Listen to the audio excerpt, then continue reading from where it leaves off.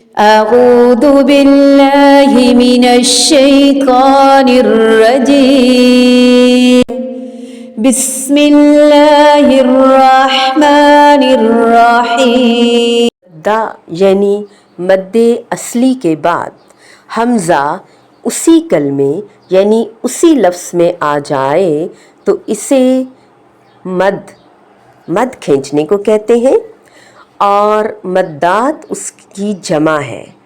جب بھی حروف مدہ جو کہ 3 ہیں جن کو مد اصلی بھی کہتے ہیں، الف مدہ، واو مدہ اور یائے مدہ، ان کے بعد جب بھی حمزہ اسی کلمے میں یعنی اسی لفظ میں آ جائے تو اسے مد متصل کہیں گے، مد واجب کہیں گے، اور اسے کم از کم 2 الف یعنی 4 حرکات کے برابر لمبا کریں گے. 1 الف 2 حرکات کے برابر، حرکت کو ظاہر کرتے ہیں، لمبا نہیں کرتے.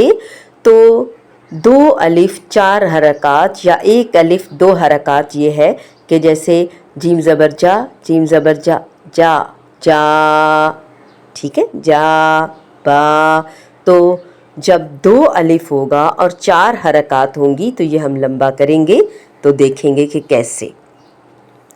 جاء جاء، جیء جیء، سوء سوء،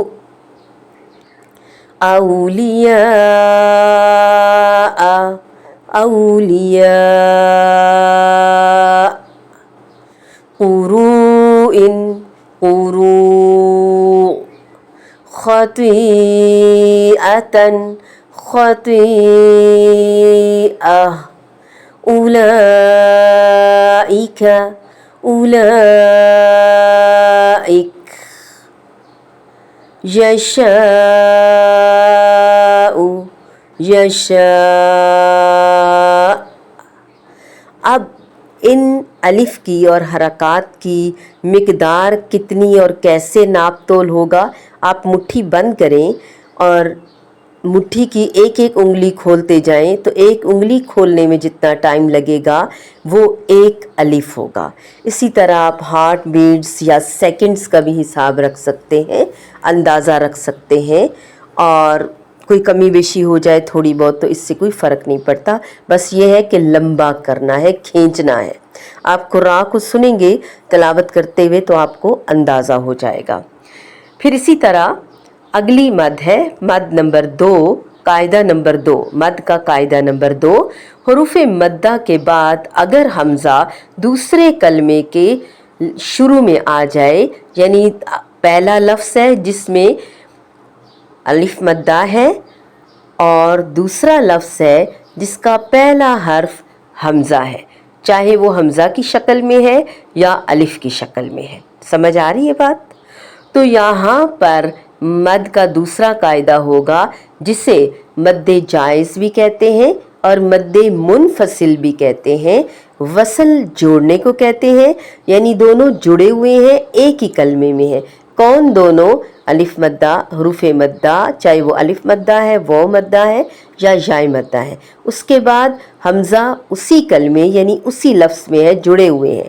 جبکہ یہاں دوسرے قاعدے میں حروف مدہ ایک اور لفظ میں ہے، پچھلے لفظ میں ہے، اور حمزہ اگلے لفظ میں ہے. دونوں 2 مختلف کلمات میں ہیں. اگلے لفظ کا پہلا حرف حمزہ ہے تو اس کو بھی، اس کی مقدار بھی اتنی ہی ہے، 2 الف یا 4 حرکات.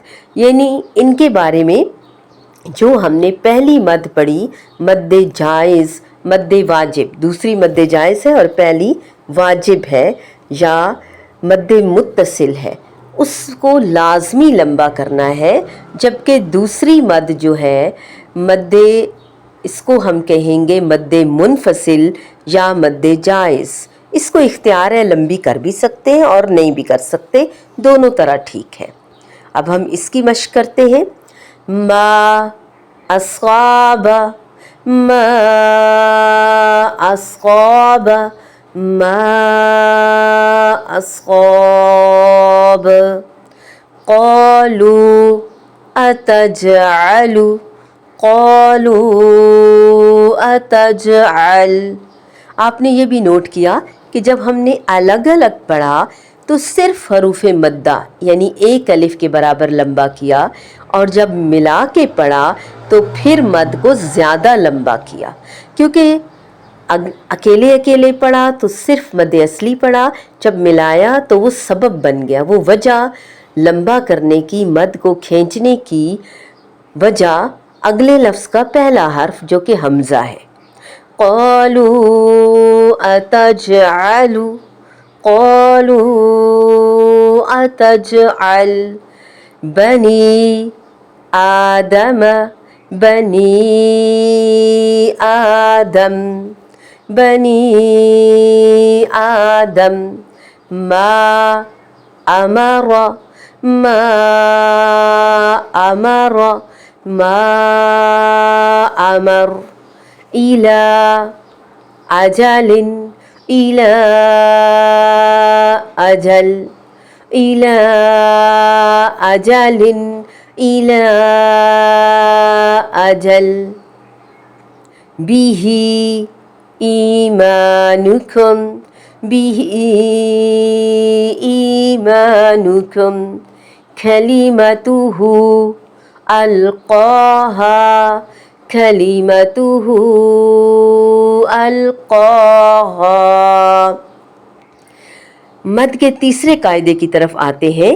حروف مدہ یعنی مد اصلی کے بعد اگر کلمہ قرآنی میں یعنی قرآن پاک کے کسی لفظ میں تشدید ہو تو اسے مد لازم کلمی مثقل کہتے ہیں. مثقل یعنی مشدد تشدید کے ساتھ. اس کو کیسے ادا کریں گے اور اس کی مقدار کتنی ہے؟ سب سے لمبی مد ہے، اس کی مقدار 3 الف یعنی 6 حرکات کے برابر ہے. اور یہاں پہ جب مد کو خوب لمبا کھینچیں گے اور اس کے بعد اگلے حرف کی تشدید پہ آئیں گے تو ہلکا سا جھٹکا بھی لگے گا جس کو ہم نبر کہیں گے. ہم اس کو آپ لیسن لمبا ہو گیا ہے میرے خیال سے، میں آپ کو اس کو آپ پچھلی اچھی طرح 2 مدود یاد کر لیں. اس کو میں اگلی آڈیو میں سکھاتی ہوں تاکہ لیسن لمبا نہ ہو جائے.